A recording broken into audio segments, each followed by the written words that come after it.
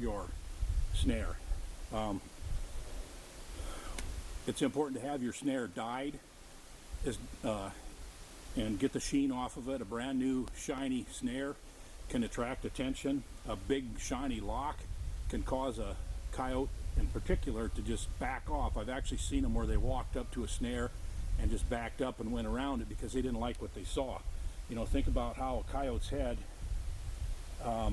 that lock, when he goes through, it's got to go right above his eyes. So I mean, it's right there, and if it looks suspicious at all, there's too good of a chance that he's going to refuse it. So keep those three things in mind: vertical loop, rigid above the lock, and also the third thing is make sure that you don't put your snare in a teardrop shape, because if it's hanging down too much, it could get knocked down if a deer would happen to walk through here, or you know, something would brush it aside, a wind would start shaking it, maybe get a big wind and shake this tree, and anything that could cause it to fall down is a negative. So those things are important. And another thing that can cause the animal to refuse your snare is your trap tag. It just, you know, you can dye them in whatever situation that you like to use, but unfortunately it's really hard to get them to look natural to the area. So I ball my trap tag up around here, and then when I fasten this on, I'm fastening it on up above their line of sight. And there's two reasons why I'm putting it above their line of sight. Number one is so they don't see it and suspect that something's wrong. Number two, because I want it tangled up, and you know, we have a longer snare here because that gives us an opportunity to hide it from the animal a little better, and you know, we can run it back to here if we need to, or whatever. In this situation, these are dead and I don't trust them, so I'm going to use this live one that I've actually fastened the snare to. So anyway, we got a really good place here, and I feel good about it. I'm going to leave it just like it is, and kind of brush out my tracks as I get out of here, and we'll see what happens over the next couple days.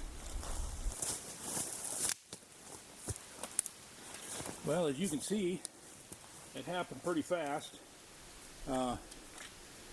This coyote was coming to the bait pile, and that'll be the last time he eats the bait. He's got himself all wound up here, and that's what choked him down. These were dead branches over here, and they got all broken up and chewed up here. He's a pretty nice male coyote, not a huge one, but a decent one. And you know, we don't have a great, really excellent colored coyote here in Minnesota, but we have pretty good numbers of them. But this is a good example. You know, it just shows what works. And now a little bit about resetting here. It's really not usually a good idea to reset at the exact same location. It's all tore up. The guiding that you had before is now gone. And another issue is the scent that's here, both from me, the trapper, and from the animal. You know, there's probably some droppings here. There's a lot of scent from him going around in circles here until he choked down. There's possibility of some blood. So it's much better off to go up or down the trail a ways before we reset. And you know, ideally you would like the animal to be in stride when he hits that snare. And if there's something that attracts him and makes him stop, like the scent or the sight of blood, or you know, it's just enough to make him stop and go, man, what happened here? That's just not a good thing. You want them to just keep right on going and not raise their caution flags at all. So, you know, typically we'll move up or down the trail enough, at least until he's back, hits his stride, and we'll get the next one down the trail. So anyway, let's get this one out of here and move on to the next set. One of the most common questions new snare trappers ask is, how do I remake a set after I've caught an animal in a snare on a trail? The answer to that is normally you don't remake the set in the same spot. Keep in mind that the effectiveness of the snare relies on the element of surprise.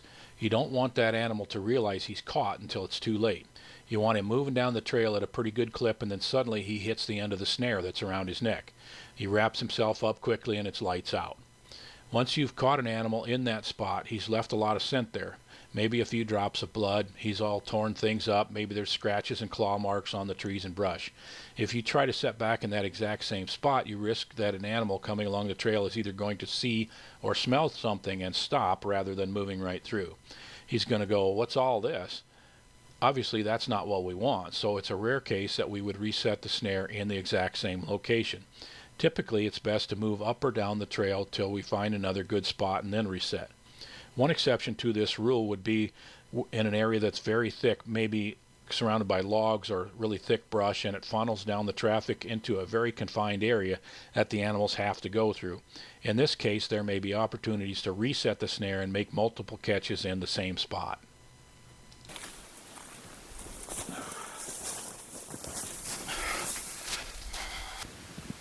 Okay, this is a good example of how you can learn how to find these trails. You know, one of the hardest parts of really snaring well in these type of situations is knowing where to go and what to look for to find these trails.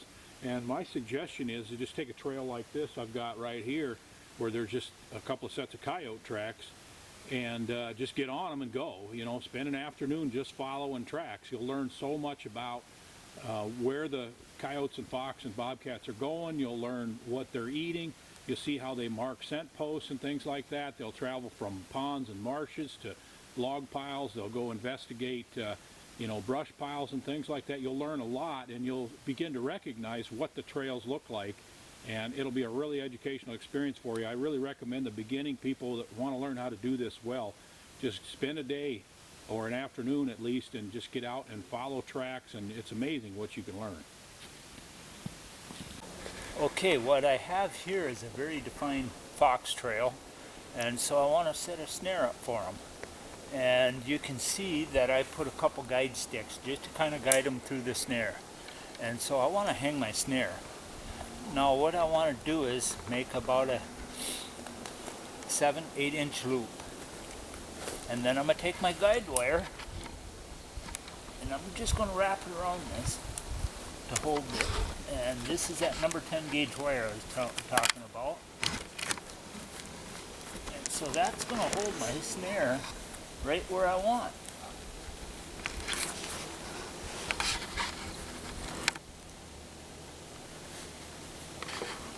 Now see, that's going to be perfect for a fox.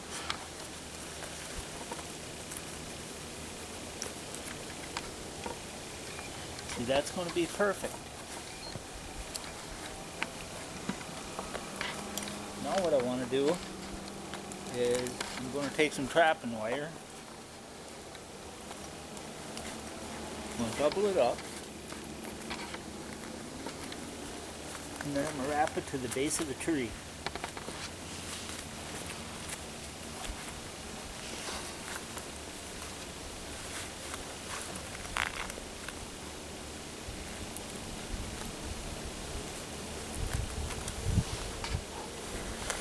And that's all you have to do as far as a fox. Now when he comes through that, and like I said, I keep about 2-3 inches off the ground. And there should be no problem how to get a fox out of this snare.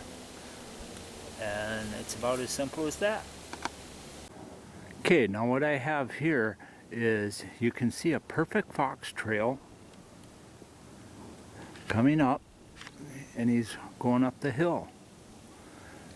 Now what I think I'm going to do is right there is, I believe I want to put a snare right in there.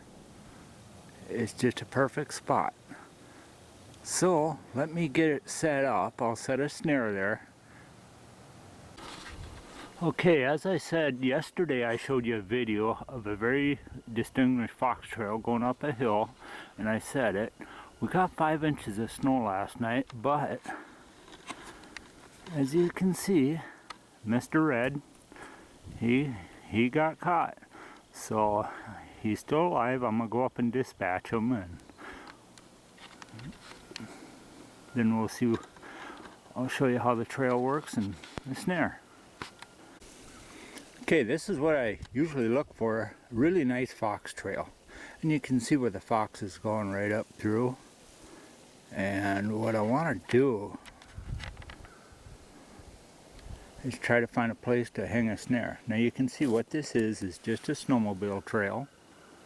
And the fox will run up and down it. This is groom trail. So what I'm going to do is actually try to find a spot where I can go in and see if I can find a place to hang a snare. Okay, now remember yesterday on the last video I set a snare up on top of a hill, and it was a really good fox trail, and he was using it every night, and I set it on a Saturday, and I will show you the results. I check it in the morning, and this is, you can see the very defined trail going up the hill. And there's my fox that was caught in a hill. And he was coming down off the hill, and he hit my snare just perfect. So I'll go get him out of the snare, and this is in January, end of January, so he's very prime. So let's go check him out. All right, this is what I look for. This is a good, really good setup.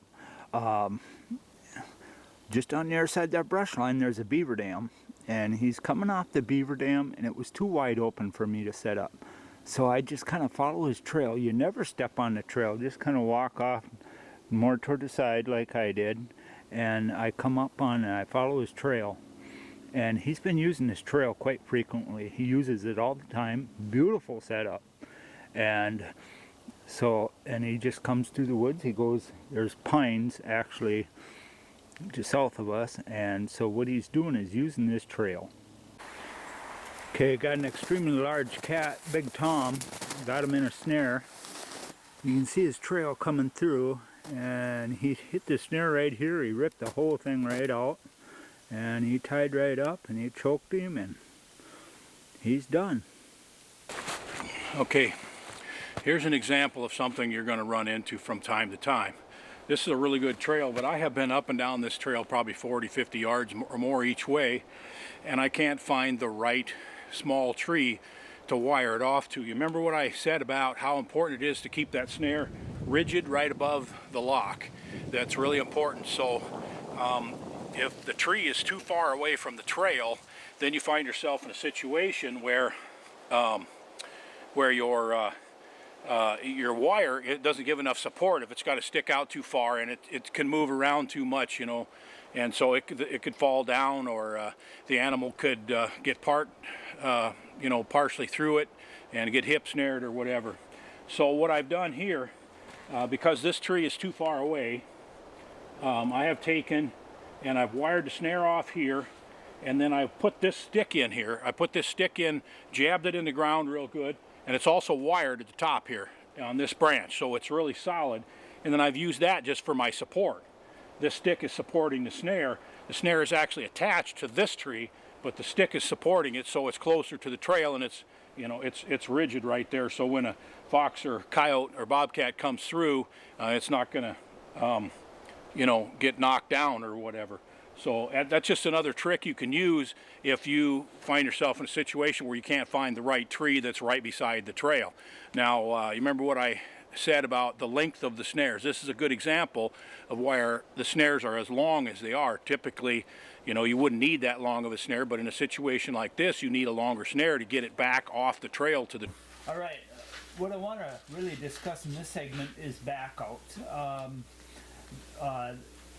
There's a lot of people that once you set a snare, and you're going to find out when you go to you're in the snow and you walk up and you see this coyote set go up to your snare, and it just turns around and walks right back out. It didn't go to the snare or something like that, and people, well, I get a lot of that, and I don't know why I get it or how to rectify the problem. So that's what I'm going to discuss right now is backouts. Now this is a common snare that you get from a lot of the dealers, the big box dealers and stuff like that. You can order snares or get it online, and this is 3/32 cable. And you'll see a lot of it. A lot of people say, hey, all you do is once you get new snares is you just boil them in baking soda and they're ready to go. Well, that's not the case, because this one here was boiled in baking soda, and you can see it's bright, you know, and it's bulky. You got too much of this junk here, and the cable still, you can see cable. So that's what the back out is your coyote's going to be coming, and he sees this. He sees cable. It don't look natural. It don't look like branches or anything like that. If it was a darker color, more of a branch, he'd go right on through. And that's what's stopping your coyote, is because he still sees the shininess of it. So my biggest thing is when I take a snare and I do it, I will boil it in baking soda just to get that tinge off, that new oil and stuff, because they all come with oils. They're pre-made. But then I also dip them and boil them in about an hour in logwood crystals, and we'll show you that, how we do that. But this is your finished product. Now see, this is dark. It looks natural. Now you put this against inside some brush, and you got trees. Like I said, I use about an inch away from each side, and you put your brush. That coyote, he's not going to see it, or fox or cat. So that's the reason why, you know, and you can see the difference. Now I'm going to put this one here and this one here, and you're going to see like the difference between the shininess and the darkness. And that's the difference between backing out and a catch. So, and whenever you set a snare, you want to do everything in your power to get that fox or coyote or bobcat to go through that snare. And with shininess, they just back out. It's just, you know, it's too shiny, and they don't like that. They're not a stupid animal by no means. And so the better you can do it and darken it, and that's the only reason I use smaller cable, is it hides better, it's easier to conceal, and the smaller cam locks, you can see this one here, you got a lot of junk up there. And don't get me wrong, people's been using it for years, and it's a preference. I just like using mini cams because it conceals better and it holds just as good. Okay, I want to talk about, this is a real nice coyote trail, fox trail. A lot of fox been running on it. Now, what I done is I kind of blocked it off. You can see that there's just, you know, I just kind of threw a little brush, threw one across, and I tightened it up. And that's what you want to do, is kind of tighten up your game trail. As you can see, I'm using 1/16 with a mini cam lock, and so I want to set this snare. Now, what they do is they come through from, you can see there's a pond there, and they go to another pond. So they use this game trail quite a bit. Now, I'm going to presume a fox, it's hard to predict, you know, if a fox and coyote comes. So what I want to do is kind of give like 50-50. Now, coyotes, I usually run a 10-inch loop, 10 inches off the ground. Fox, it's 6-inch loop, a couple inches off the ground. So it's hard to determine what's going to come through here first, fox or coyote. Well, what I want to do is, so what I done is I tighten this up, and I'm going to go with like an 8-inch loop, and I'm going to just give it a little higher. A fox will hit it, and so, and this is how I do it. I'm going to put my snare here.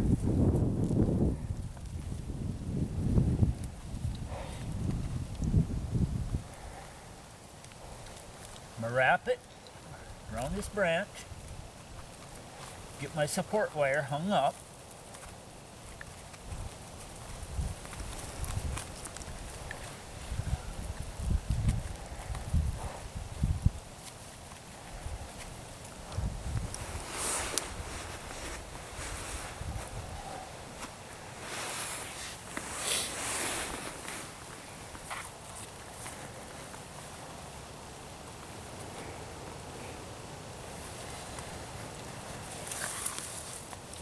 Okay, now I got an 8-inch loop, 4 inches off the ground, and you see how tight it is. I want to keep an inch from each twig so I can guide their head, because if you have an opening here, they'll try to put their nose through the side, knock it out of place. So that's one thing, is you gotta, I always like to keep an inch on each side of my snare here, the guide sticks. I always guide my animal, so he's got to put his head direct through the snare. and it usually hits them the first time, and they get her pretty good. So this is it's like a 50-50 for fox and coyote. And now I'm wrap it up here, tie it up, double strength. I don't have much to tie. I'm not too happy with what I got to tie to, but it will hold. I like to put my tie up here, but since this is smaller branch and I'm in the brush, I got to go with right down at the bottom. So I'm gonna clip this tie wire and tie it onto the branch. Double it up here.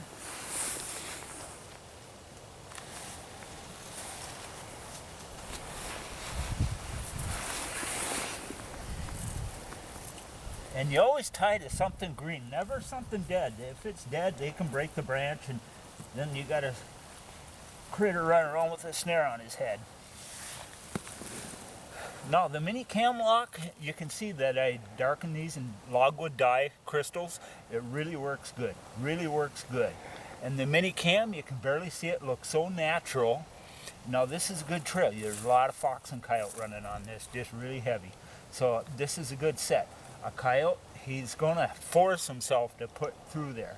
And a red fox, he's gonna go right on through there anyways, and it's gonna hit his chest, tighten right up.